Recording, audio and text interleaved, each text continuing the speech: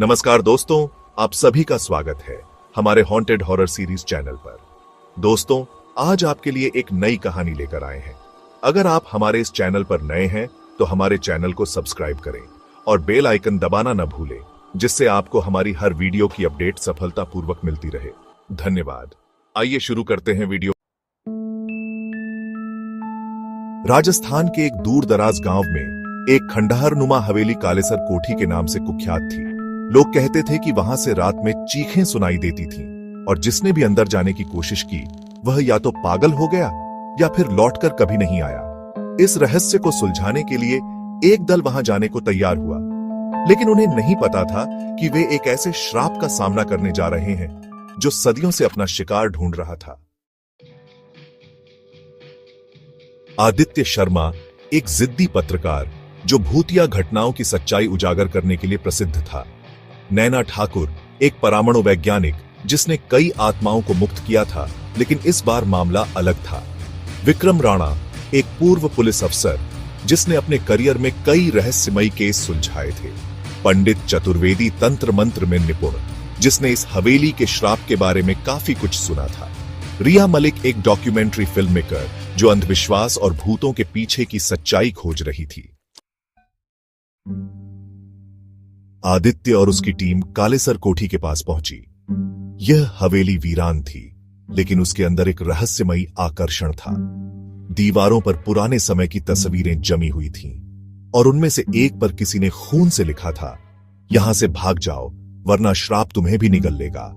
जैसे ही टीम ने कैमरे और रिकॉर्डिंग सेटअप किए, अजीब घटनाएं होने लगी। विक्रम को लगा कि कोई उसके पीछे खड़ा है, लेकिन जब उसने मुड़कर देखा तो वहां सिर्फ परछाई थी। नैना को हवेली के एक कोने में ठंडी हवा महसूस हुई और अचानक एक दरवाजा अपने आप खुल गया। पंडित चतुर्वेदी ने मंत्र पढ़ना शुरू किया। तभी दीवारों से हल्की हल्की फुसफुसाहटें सुनाई देने लगीं। रात के दूसरे पहर में रिया ने हवेली के तहखाने की ओर जाने वाला एक गुप्त दरवाजा खोज लिया।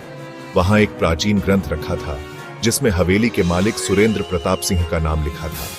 पंडित चतुर्वेदी ने ग्रंथ पढ़ा और खुलासा किया, यह हवेली एक तांत्रिक अनुष्ठान के लिए बनाई गई थी। सुरेंद्र प्रताप ने अमृता की चाह में अपनी ही पत्नी और बेटे की बलि चढ़ा दी थी। उनकी आत्माएं आज भी यहां भटक रही हैं। जैसे ही टीम ने तहखाने से बाहर कदम रखा, हवेली की मोमबत्तियां खुद ब खुद बुझ गईं और हर कोने से अजीब सी परछाइयां उभरने लगीं। आदित्य को किसी ने जोर से धक्का दिया और वह एक कमरे में बंद हो गया। नैना के ऊपर सफेद साड़ी पहने एक औरत झुकी हुई थी जिसकी आंखों से खून बह रहा था। रिया के कैमरे में एक बच्चे की आकृति कैद हुई जो बार बार बुदबुदा रहा था, पापा ने हमें मार दिया। विक्रम ने अपने पिस्तौल से हवा में गोली चलाई, लेकिन वह गोलियां किसी अदृश्य दीवार से टकराकर गिर गईं। पंडित चतुर्वेदी ने मंत्रों का जाप तेज कर दिया और हवेली के मुख्य द्वार पर एक यंत्र स्थापित किया जिससे आत्माओं को मुक्त किया जा सकता था। लेकिन तभी सुरेंद्र प्रताप की आत्मा प्रकट हुई। तुम लोग मुझे नहीं रोक सकते।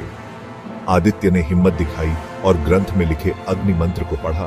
अचानक हवेली की दीवारें हिलने लगी और जमीन फट गई। नैना ने अंतिम मंत्र पढ़कर आत्माओं को मुक्त कर दिया, लेकिन विक्रम इस प्रक्रिया में फंस गया और उसकी आत्मा हमेशा के लिए हवेली का हिस्सा बन गई। सुबह होते ही हवेली एक भयंकर धमाके के साथ गिर गई। आदित्य, नैना, रिया और पंडित चतुर्वेदी किसी तरह बच निकले, लेकिन जब वे अपनी गाड़ी में बैठे तो रिया के कैमरे में आखिरी रिकॉर्डिंग थी। विक्रम, जो अब भूत बन चुका था, और पीछे से एक आवाज आई, यह कहानी अभी खत्म नहीं हुई। क्या हवेली का श्राप सच में समाप्त हुआ? विक्रम अब किस रूप में लौटेगा? सुरेंद्र प्रताप की आत्मा का अंतिम मकसद क्या था? शेष अगले भाग में। आदित्य, नैना, रिया और पंडित चतुर्वेदी किसी तरह कालेसर कोठी से बचकर निकल आए, लेकिन विक्रम हवेली के श्राप का शिकार बन गया। हवेली ढह गई, लेकिन रिया के कैमरे में विक्रम की भूतियां परछाई कैद हो चुकी थीं। चारों लोग गांव के एक गेस्ट हाउस में रुके थे।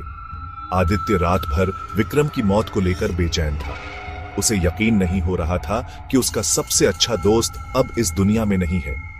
नैना रह रहकर अजीब सा महसूस कर रही थी, जैसे कोई उन्हें देख रहा हो। रिया कैमरे के फुटेज को एडिट कर रही थी जब अचानक स्क्रीन पर एक टेक्स्ट अपने आप टाइप हुआ। मैं जिंदा हूं, हवेली मुझ में समा गई है। रिया ने डर कर लैपटॉप बंद कर दिया। आधी रात को पंडित चतुर्वेदी हवन कर रहे थे, तभी खिड़की से ठंडी हवा का एक झोंका आया। उन्होंने मंत्रोच्चार तेज किया, लेकिन तभी उनकी आंखें फटी रह गईं। विक्रम दरवाजे के बाहर खड़ा था, मगर अब वह इंसान नहीं था। उसकी आंखें गहरी काली थीं, चेहरे पर सूखी दरारें थीं और उसकी आवाज में एक अजीब सी गूंज थी। तुम लोगों ने मुझे छोड़ दिया, लेकिन अब मैं वापस आ गया हूं। आदित्य जैसे ही उठकर बाहर आया, विक्रम गायब हो चुका था। सुबह गांव के एक पुराने तांत्रिक बाबा रुद्रनाथ को बुलाया गया। उन्होंने विक्रम की आत्मा को लेकर एक चौंकाने वाला रहस्य बताया। विक्रम की आत्मा अब हवेली का हिस्सा बन चुकी है। वह मरे हुए लोगों को जीवित कर सकता है, लेकिन एक श्राप के साथ जो लौटेगा वह अब इंसान नहीं रहेगा। अगर उसे रोका नहीं गया तो पूरी दुनिया में मुर्दे वापस आने लगेंगे। नैना और रिया ने एक दूसरे की ओर देखा। मतलब विक्रम अब सिर्फ एक भूत नहीं, बल्कि मौत को चकमा देने वाला श्रापित रक्षक बन चुका है। रात हुई और गांव में हलचल मच गई। कई लोगों ने अपने मरे हुए परिजनों को जिंदा चलता फिरता देखा। किसी ने अपने दादा को कुएं के पास बैठे देखा, जो सालों पहले मर चुका था। एक औरत ने अपनी मरी हुई बेटी को दरवाजे पर खड़ा पाया, मगर वह पूरी तरह इंसान जैसी नहीं लग रही थी। गांव में कुछ गड़बड़ थी। आदित्य ने कैमरा ऑन किया और गांव के बीचों बीच एक अजीब सी हरकत होती देखी। विक्रम गांव के चौराहे पर खड़ा था। उसके चारों ओर हवा में लटकती बूढ़े, बच्चे और जवान मुर्दों की लाशें तैर रही थीं। अब ये मेरी सेना होगी, विक्रम की आवाज गूंजी। नैना चीख पड़ी, हमें इसे रोकना होगा, वरना यह श्राप पूरे देश में फैल जाएगा। बाबा रुद्रनाथ ने बताया कि विक्रम को रोकने का सिर्फ एक तरीका है।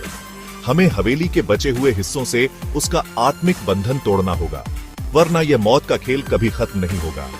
आदित्य, नैना, रिया और पंडित चतुर्वेदी फिर से कालेसर कोठी के खंडहरों की ओर रवाना हुए, लेकिन वे नहीं जानते थे कि इस बार हवेली के खंडहरों में विक्रम अकेला नहीं था। क्या आदित्य अपनी ही दोस्त की आत्मा से लड़ पाएगा? क्या मुर्दों की यह सेना गांव से बाहर फैलने वाली है? क्या हवेली का असली रहस्य अब भी छिपा हुआ है? अब मौत जिंदा हो चुकी है, इसे रोक पाओगे? शेष अगले भाग में। आदित्य, नैना, विक्रम, पंडित चतुर्वेदी और रिया अब हवेली के सबसे रहस्यमयी हिस्से में पहुंच चुके थे, तहखाने में। दीवारों पर पुरानी काली सीलन थी और हवा में अजीब सी घुटन थी। आदित्य ने टॉर्च जलाकर चारों ओर देखा। तभी अचानक दीवार पर एक छाया दौड़ी। RIA VO। क्या था वो? रिया ने कांपती आवाज में पूछा। पंडित चतुर्वेदी VO। हम अब सच के बहुत करीब हैं, पंडित चतुर्वेदी ने धीरे से कहा और एक मंत्र बुदबुदाने लगे। तभी विक्रम को एक पुराना दरवाजा दिखाई दिया, जिस पर जंजीर बंधी थी। जैसे ही उसने उसे छूने की कोशिश की, अचानक हवेली की पूरी इमारत हिलने लगी। दरवाजा अपने आप खुल गया और अंदर से ठंडी हवा के साथ एक जोरदार चीख गूंजी। रश्माई VO, तुम लोग यहां क्यों आए हो? सबके कान सुन्न हो गए। अंधेरे में एक महिला की परछाई दिखाई दी।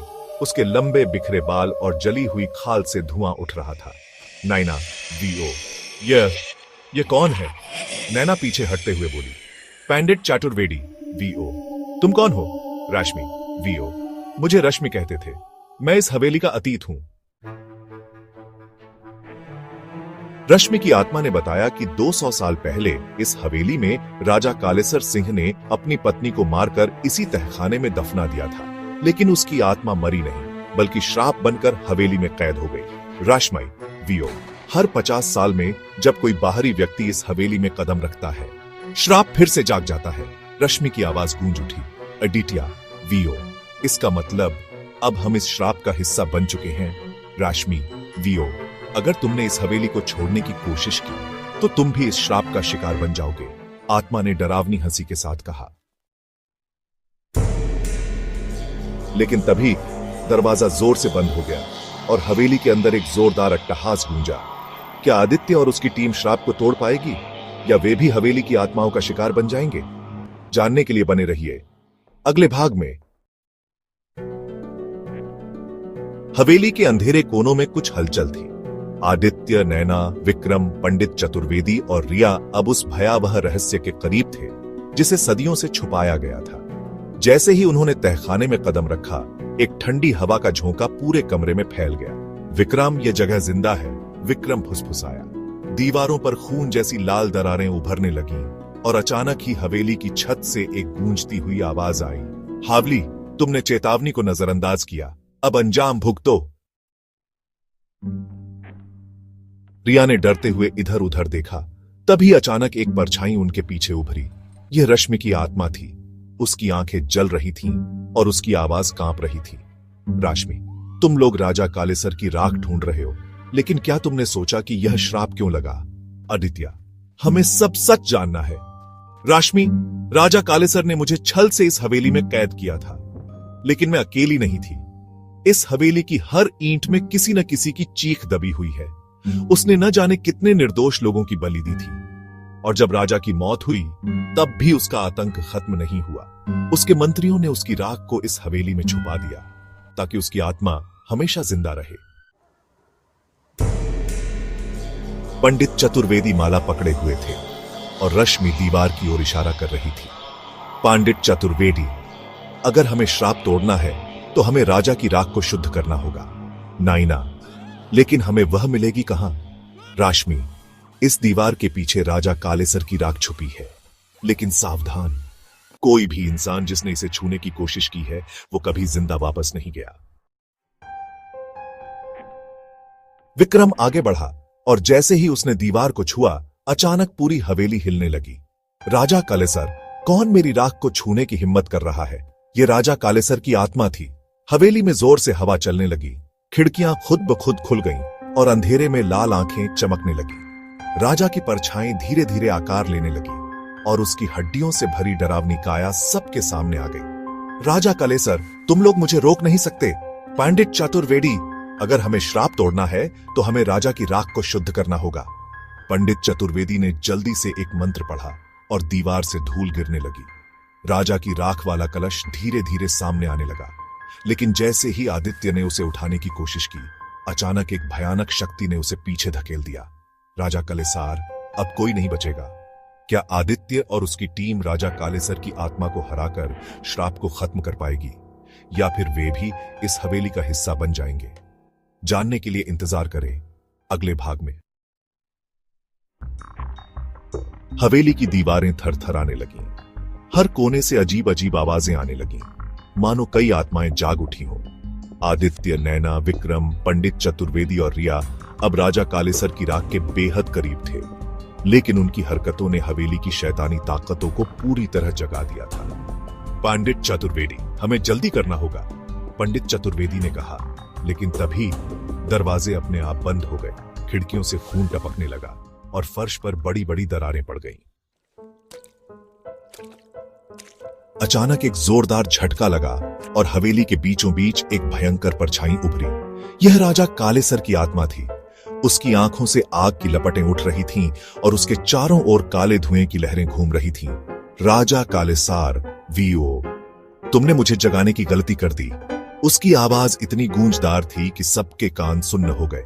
विक्रम लड़खड़ाते हुए पीछे हटा, लेकिन राजा की आत्मा ने हवा में हाथ लहराया और विक्रम जमीन से उठकर दीवार पर जा टकराया। नाइना, वीओ, विक्रम, पंडित चतुर्वेदी, वीओ, हमें इस राख को शुद्ध करना होगा, वरना हम सब मारे जाएंगे, पंडित चतुर्वेदी ने जमीन पर एक घेरा खींचते हुए कहा। आदित्य और रिया ने मिलकर घड़े को उठाया, लेकिन राजा कालेसर की आत्मा ने जोर से चिल्लाते हुए पूरी हवेली को हिला दिया। राजा कालेसर, वीओ, यह राख मेरी है, कोई इसे नष्ट नहीं कर सकता।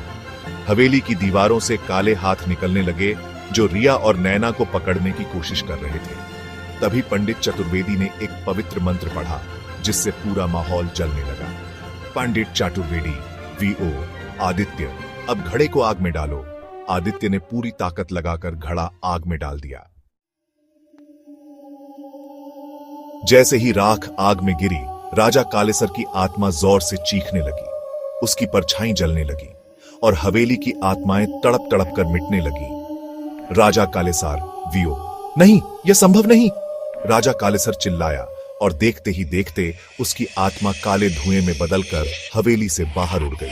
पूरी हवेली हिलने लगी, दीवारें गिरने लगी और जमीन में गहरा गड्ढा बनने लगा। विक्रम, वियो, भागो!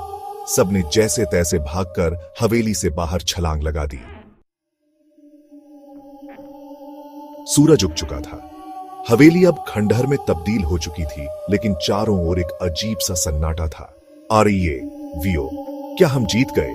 पंडित चातुर्वेदी, वियो, श्राप तो टूट गया, लेकिन आदित्य, वियो, लेकिन क्या? पंडित जी ने दूर खंडहर की ओर इशारा किया।